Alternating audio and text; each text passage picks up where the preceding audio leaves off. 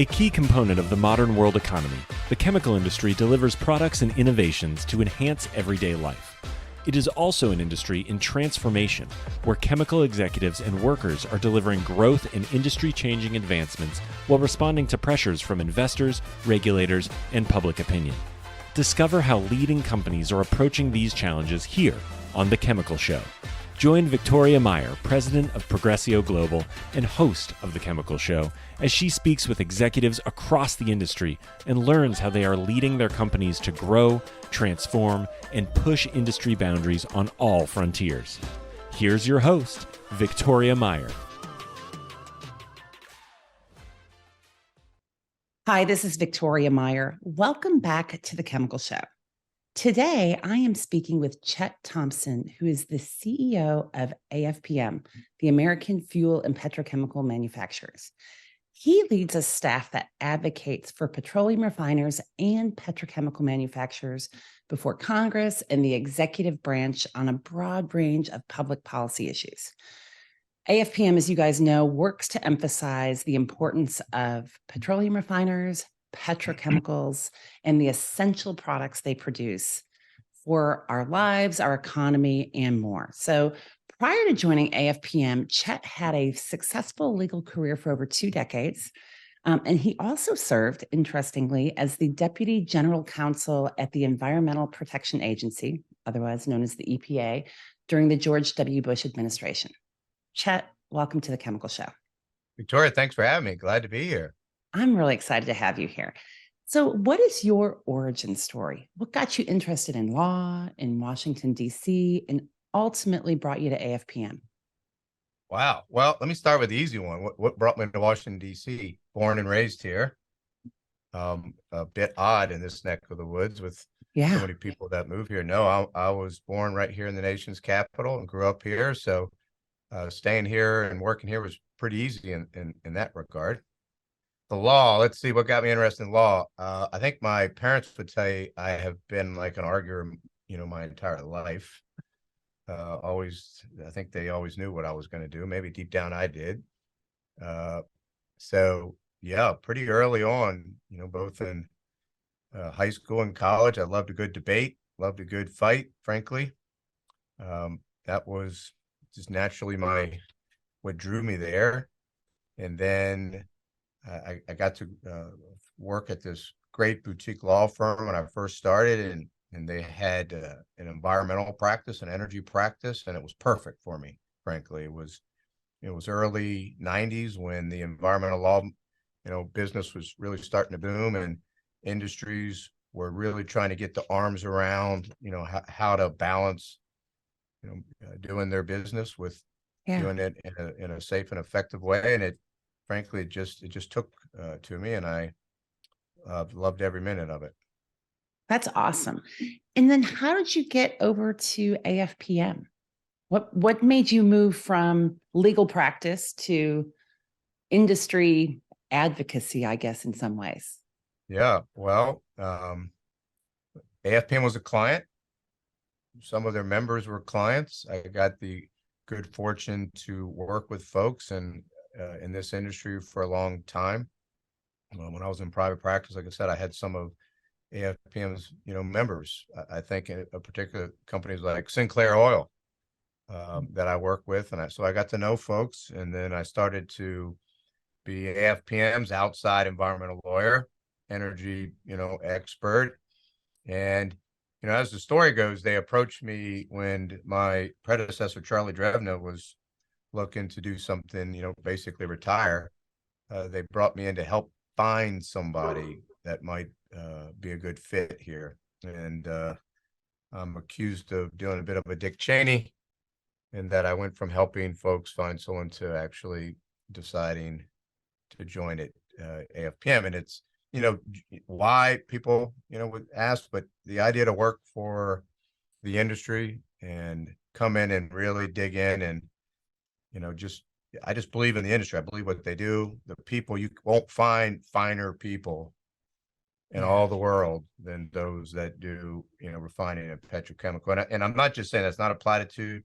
It is just a fact that these are just great people. They're humble people. They believe in what they do. And it's contagious. And the idea to continue to do what I was doing, Yeah. which is a lot of environmental energy law, to come over here, continue that, not walk away from it, because so much of what we deal with our priorities and our agenda here at AFPM are so aligned with that. So the ability to do that and to continue to and to represent the industry in a broader way was just too good for me to pass up. And in a blink of an eye, I've been here 8 years, Victoria, and it's been nothing but fantastic. And hopefully they'll let me stick around a little bit longer. Yeah, absolutely. Yeah, it does. It does go fast. And I can definitely see where in your role at AFPM, you're able to have a much broader impact on the industry, right? So I representing certainly all don't. the points This of view. town is full of trade associations, and a Yeah. lot of folks that have my role tend to come from like kind of two cohorts. Either they're former politicians, or they are people that are just professional trade association people, frankly. And I was a bit of an odd duck in that I came out of the practice in law. But again, at the time I started, the issues of such paramount importance, climate change, then Clean Air Act regulation, the issues surrounding the petrochemical industry, permitting. I mean, just so many things that of so importance to the industry were and are, my area of expertise. And in any event, the rest is history. That's awesome. You'd have to ask That's a them if great. it's worked out. They can't get rid of me at the moment. That's right. So this is a good segue. What's on AFPM's priority list currently? Wow. There's a lot going on right now, as you can imagine. Priority, well, I will say one thing that has been a priority of this organization for a long time, and it will continue to be, and that is, health and safety. A lot of folks think about AFPM just as an advocacy organization, and indeed we are, but we're also a technical organization. And we've been around for, since when we're in 1902. We've been around a long time, more than 100 years. But we started as a place for the industry to come together, to share best practices, share knowledge, for the good of the entire industry. And one of the things I'm most proud about is our work around safety.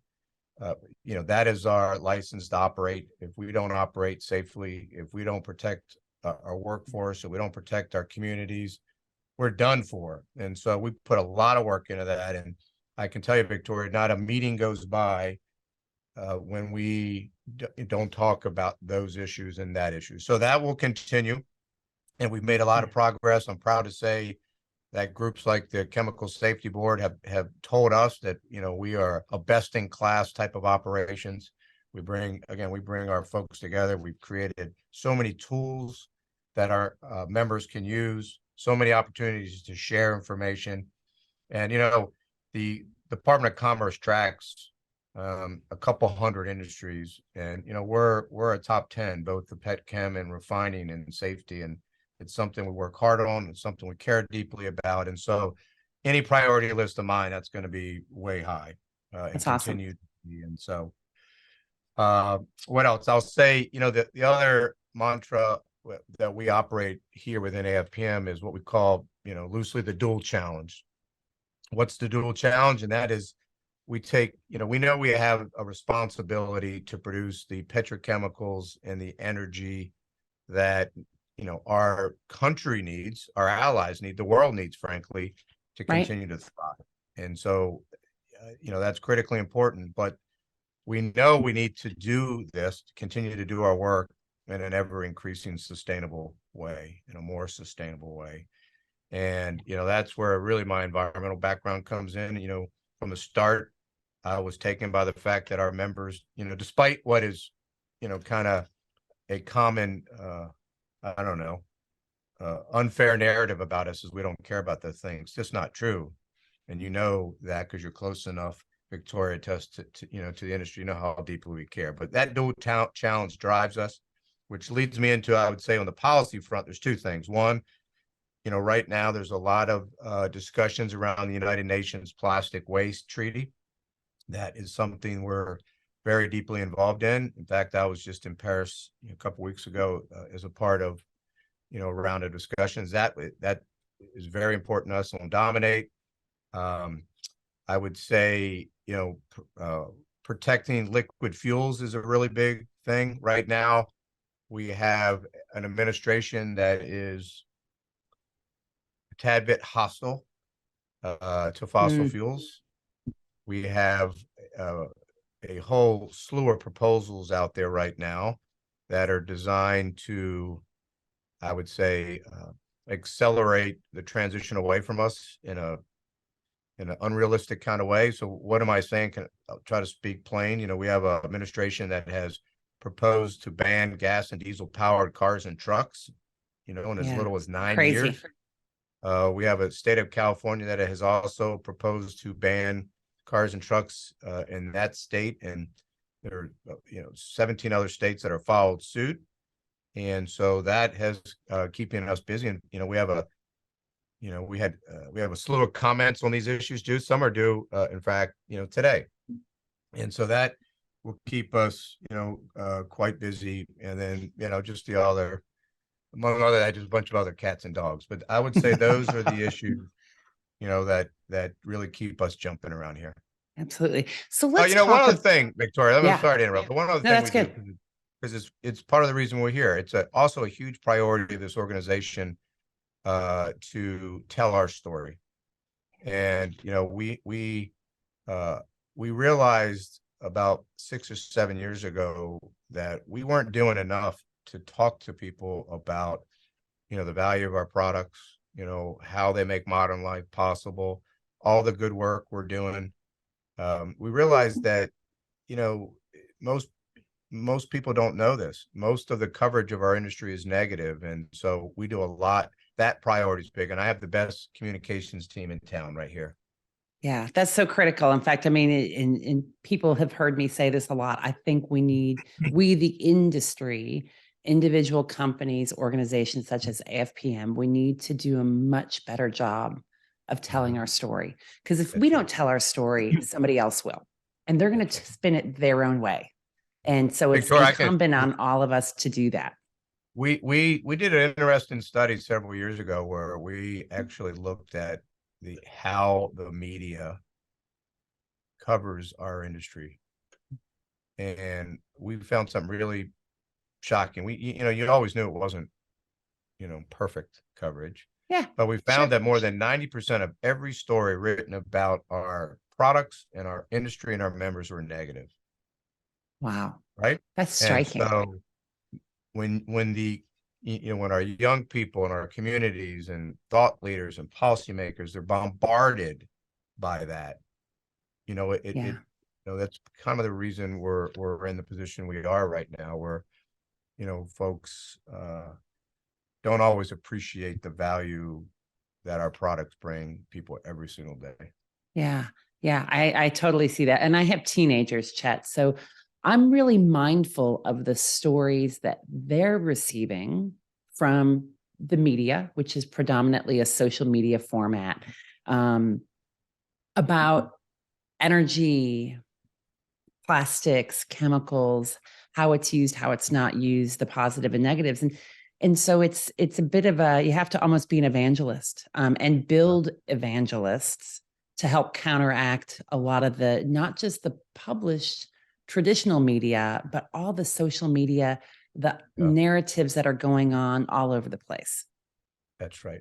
Well, we can't agree more. And the good news is we find that when you engage people, they're like, oh, okay, I never really thought about that. Like, especially I too have teenagers, and you need to remind them where all the stuff that they embrace comes from, and how we get there.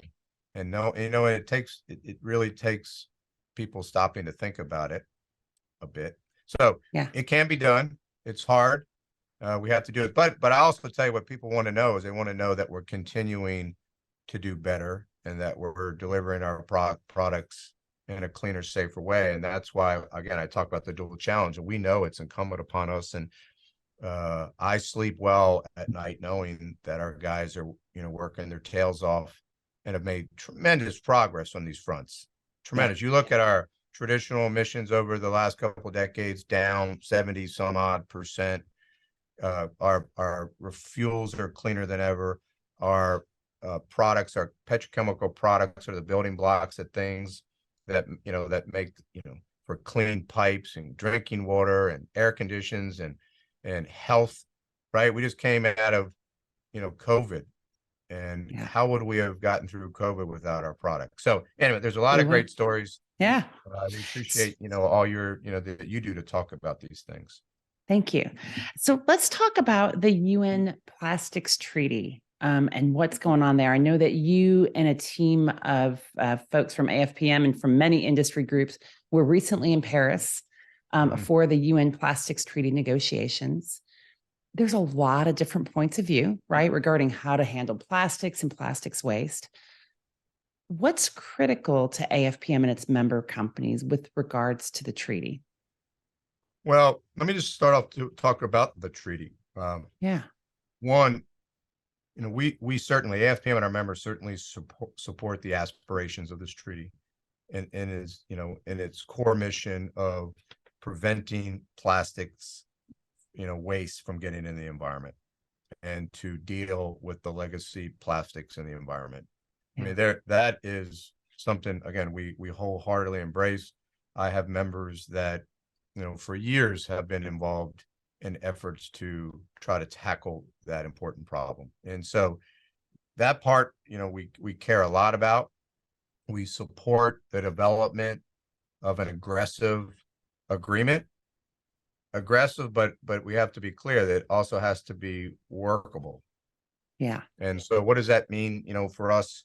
I think for starters, Victoria, it means an agreement has to recognize the benefits of plastics. I mean, we can't go into an agreement, and there are some that are approaching this way, and that is that plastics are bad, and so that plastics aren't bad. As we've talked about, plastics are critical to our way of life. They're critical to upward mobility of people all across the globe. It's critical for water. It's critical for healthcare. I mean, it's critical. We need an agreement that recognizes that. We need an agreement that unlocks innovation. We can do lots of stuff. And so we need innovation. We need resources. We need government supporting us and, not opposing us. We need flexibility. And what I mean by that is, I believe if they set a broad-based standard, they build this up and say, now each country go figure out how to get there. We have 160 countries that were in that are in these discussions. And so think about that. We have countries that are in so different, different positions. We had folks from the supply chains there. We had, stakeholders from every walk of life there. But what we're hoping is we get the flexibility to allow individual countries to come up with their own national strategies and plans, and get there. And then, the other really important thing is we cannot have production limits or caps. There's a lot of talk. Yeah, I saw that as part of the conversation that was taking place during those negotiations. We just think that is, trying to limit the supply of plastics is not going to work out. It's not going to work out. I mean, what do we do in traditional supply and demand situations? And you just limit supply where you end up. All we're going to do in that situation is, raise the costs of these, life-changing products, and we're going to, push production to places that aren't the best places, for where production should be. So, we're open to, us taking a hard look at, say, demand, but we shouldn't be looking at supply. And at the end of the day, I should have started here, but at the end of the day, what we're trying to do is drive the world to a circular economy where plastics are reused. And if they can't be reused, they're recycled. And if they're, we can recycle them now through advanced recycling, we can break them down into, almost their original, purity feedstocks and reinsert them into the whole supply chain. So, we're hopeful that, we can get an agreement like that. It's going to take a lot of work, frankly. It was, Yeah. What anytime you bring this many people together, it's hard. I can't imagine what it takes to really to craft a negotiation with so many various people and perspectives that need to be accounted for. So, what's the timeline, Chet, in terms of this? What should we be looking for next as it Well, relates to this? the goal of all of this is to try to get an agreement by the end of next year, so 2024. It's pretty fast. That is really fast, very, very fast. I will say the positive thing that came out of last week's meeting, or whatever it was, a couple weeks ago in Paris. So they call these things, INC 1, 2, 3, and 4. These are the intergovernment national, I don't even know what the negotiating committees, right? Okay. And they bring all the parties to there. And I'm proud to say that AFPM were accredited. We got to bring our own group, and there were probably 60 some, representatives of industry, but we were the smallest contingent. They were, countries and country reps and NGOs. So we're bringing a lot of folks together, and there was certainly a little bit of a slow start to the meetings. The first few I heard days that were as well. haggling over process and procedure. I mean, important stuff, hard. Again, every country's coming at this a bit differently.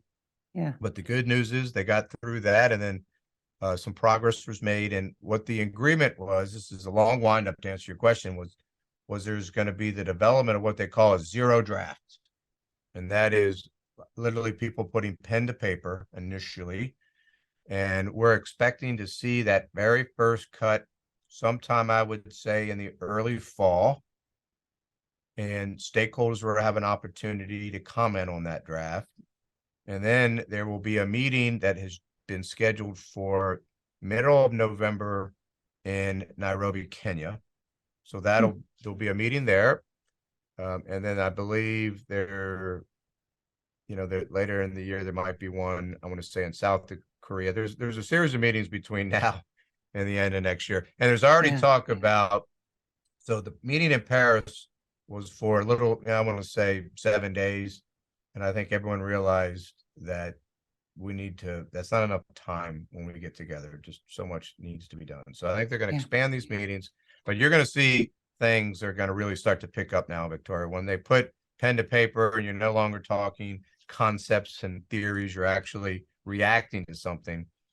That's, I would think things are going to pick up a bit, in the coming months. All right. So Chet, here's my aside on this. So the musical Hamilton has really obviously raised the profile of Alexander Hamilton, and he was really known as a very prolific writer of policies and policy documents and suggestions, et cetera. All right. Who's our modern day equivalent of Alexander Hamilton, who is putting pen to paper as we get to this zero draft of this UN plastics treaty? Is there a particular set of individuals or a small group, or how does that actually work? That's a who's great the question. writer? Well, right now that the secretariat of this United Nations Environmental Program, this UNEP, he has the pen. Okay. And and there'll be some other countries that will be able to participate. But basically, the pen is going to be with some of the governments and United Nations people initially. And it's a powerful, you're right, with the pen comes power, at least, as far as setting the tone of the next discussions. But I am very optimistic that we're all going to have an opportunity to weigh in. There was, folks do really want to listen. When we were there, we had an opportunity to speak to representatives over 90 different countries. We, certainly met with the United States delegation. We got a chance to meet with the United Nations working groups. We gathered in. I say that because most everyone is really committed to really trying to find a path forward. Right. And, again, I'm optimistic that we're going to be able to do some good in the coming months. Yeah, awesome. So Chet, you referenced that, one of the end goals is really circularity and Mhm. advanced recycling, sometimes called chemical recycling. It's gone by a few different names. But advanced recycling is really critical to the industry goals and our national targets for carbon reduction and plastics waste reduction. It seems like a no-brainer, like, hey, let's make sure that we can get this circular economy going really and truly. And yet I know that there's also been a variety of pushback. So, a couple questions. Number one, can you just explain what advanced recycling is briefly? And then why is it important?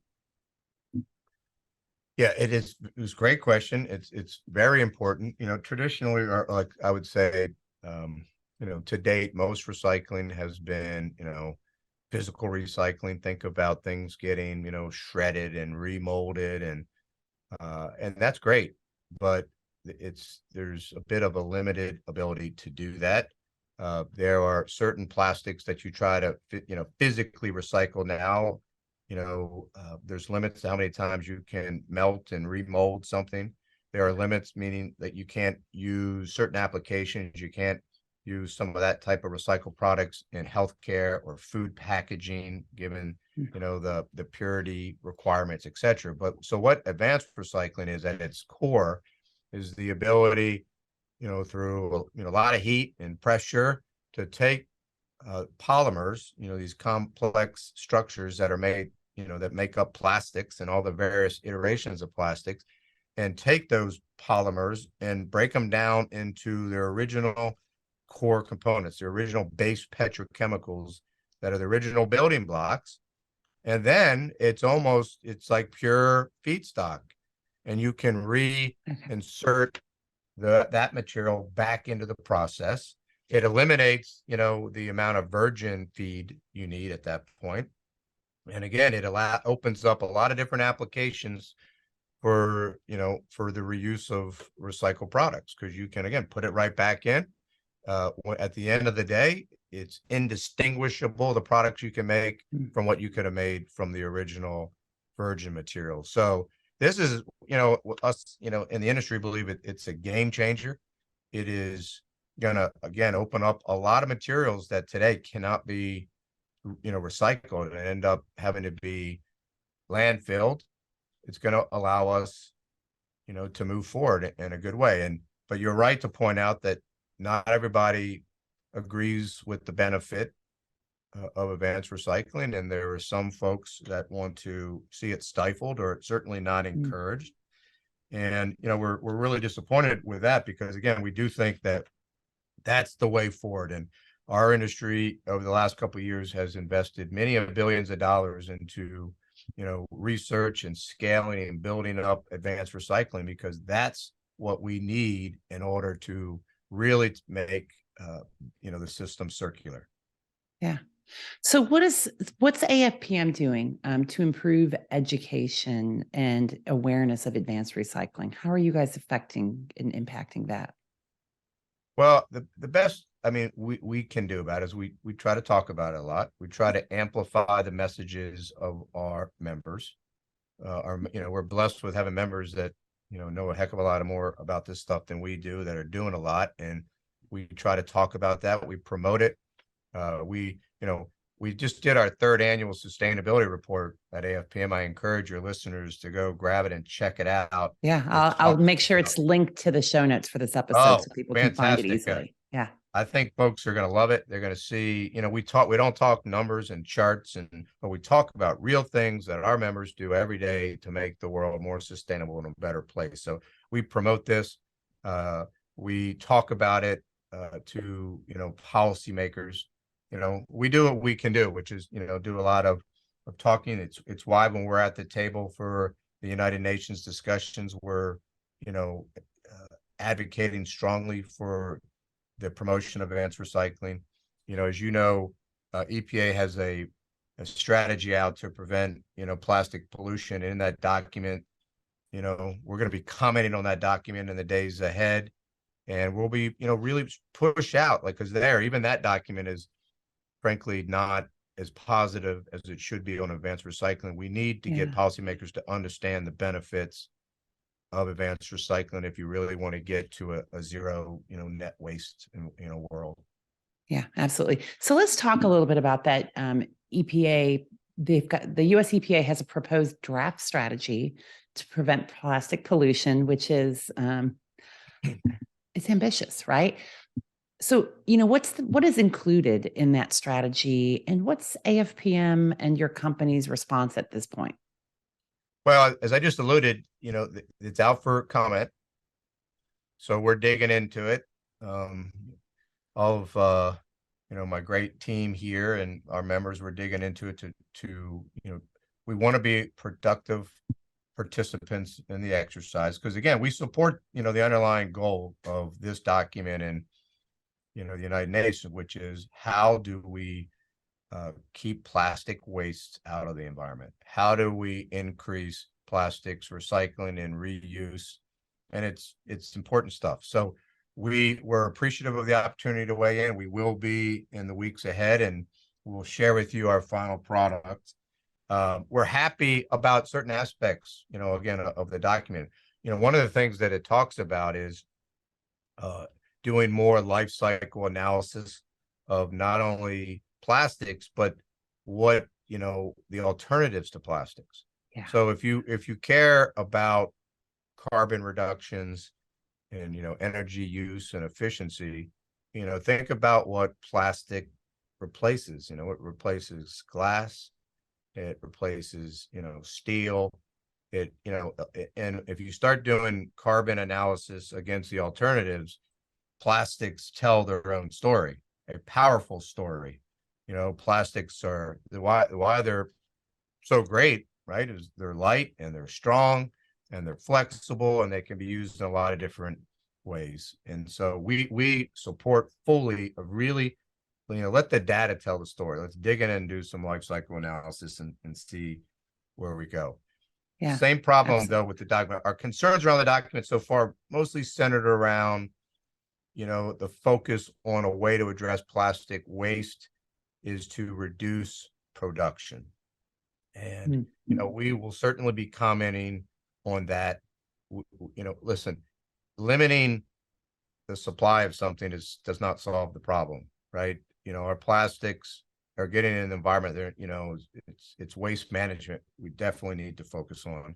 We need to help our country. We need to help other countries. How do we gather, collect, and get these materials into that circular economy we're talking about?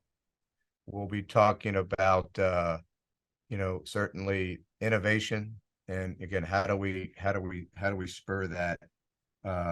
And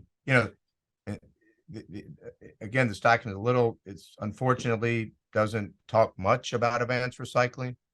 And we would like any policy and programs designed to deal with this subject has to include advanced recycling. It just does. But listen, I will say, Victoria, I'm optimistic, and I mean this. I know how hard all these things are, but I really am optimistic that we're going to get to a place. We are going to get to a circular economy. Our members are already doing a lot. We're already starting to design upfront products for recycling. We're identifying ways to do it. We're investing in in advanced recycling. We're doing the things that need to get, that need to be done in order for us eventually to be at a place where we really are a circular economy.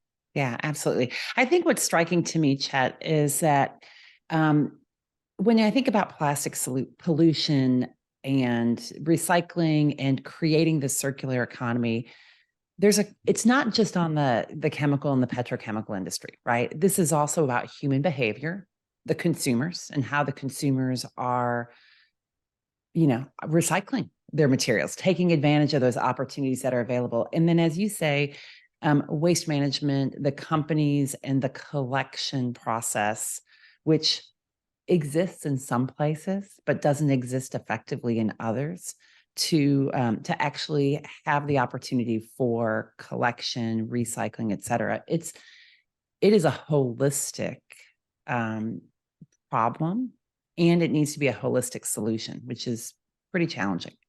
Yeah, very well said. And there's so many different players in the supply chain, and I'd be stepping way out of my expertise to talk to you about how the whole system works, but I will say Yeah. this, that there's so many of these stakeholders that are being brought to bear now, and that's what we need, because Good. every state's different, every community's different. But you're right. I mean, this is at its heart is a waste management problem, and we need to find solutions there. There's not to suggest that there aren't roles for us. There are roles for us.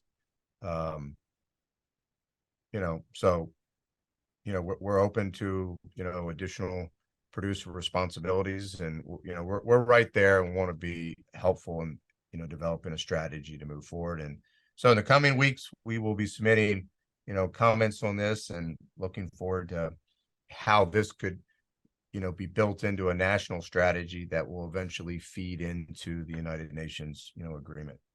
Awesome. Awesome. Awesome. So in 2021, 2022 timeframe, there was a significant focus on rail and transportation, right? I think the effects of the pandemic really spiked everyone's awareness of supply chain. And I know that there had been some challenges looming with rail, and there were some potential solutions that were applied, but it seems to have gone a little bit quiet. Is this still on the agenda today? What is going on in the world of rail and rail transportation? Well, it's certainly very, very important to us, and should be important to everybody going forward. As the East Palestine, situation from a couple months ago show, this is critically important. We have rail crisscrossing this country and going through communities, and we need to make sure that products, are delivered safely, and feedstocks are delivered safely. We can't operate without, an efficient rail system. It's critically important. Like I say, for both our petchem members and our refiners, that's how we get feedstock. A big part of that is through rail, and that's how we get our products to market and to our customers. So, we want to work along with our friends in the rail. So from a rail safety standpoint, there has been, progress made. The Senate passed a bill that has lots of things in it that we're supportive of, designed to enhance public safety. Congress is still, grappling with a path forward on that, but I'm optimistic that something will happen. And then there's the safety part, which again, fully supportive. And what we also focus on is, frankly, the need to bring back more competition in the rail industry. There's only now a handful of, rail providers out there. The lack of competition is never perfect. So, we would like to find ways and encourage there to be, to get Congress behind us on how do we spur that competition? How do we shake things up a little bit? Because competition makes people sharper. It makes people, a little bit more efficient, because we've seen a drop in efficiency. This isn't a secret. We talk a fair amount about this, and we think as a country we can and need to do better. So AFPM will certainly be there at the table, encouraging policymakers to act on this, because it's really critically important. Awesome. So Chet, we've covered a lot of ground. In AFPM is obviously very active in a number of fronts related to policy, related to other topics. Where can people find more information? Well, thanks for that question. People can find out more information they thought ever in their wildest dreams would be possible at afpm.org. At that website, you can find out a lot about our organization, or about our policy priorities, about the things we're doing in our communication space, about one of our big initiatives here is what we dub, We Make Progress campaign. And we try to highlight all the great things that our products make possible. And you can go to wemakeprogress.com as well on that. We also have another program, which is fabulous, which is Empower. Our Empower program is designed to directly, reach our workforce. Victoria, we have over 3 million people that are directly and indirectly, employed related to our business. And we've created a program that meets the needs of our workforce, but that's also available for people to check out. And I urge your listeners to do so. Everything that we're Awesome. working on is there, and we try to make it in very simple terms for people to talk about and share. Awesome. Well, Chet, thank you so much for that. I will make sure all those websites are linked to the show notes and to our website so that people can find it easily. And thank you for joining us today on The Chemical Show. You're welcome. And by the way, congratulations. I hear this is like your 100th show, or you just celebrated 100 that plus. Yeah. It's been quite a journey and Well, fun to do. Thank you for everything that you do. Thank you. You have a And great thanks everyone for listening to The Chemical Show. Keep listening, following, and sharing, and we will talk again soon. We've come to the end of today's podcast. We hope you enjoyed your time with us and want to learn more. Simply visit thechemicalshow.com for additional information and helpful resources. Join us again next time here on The Chemical Show with Victoria Meyer.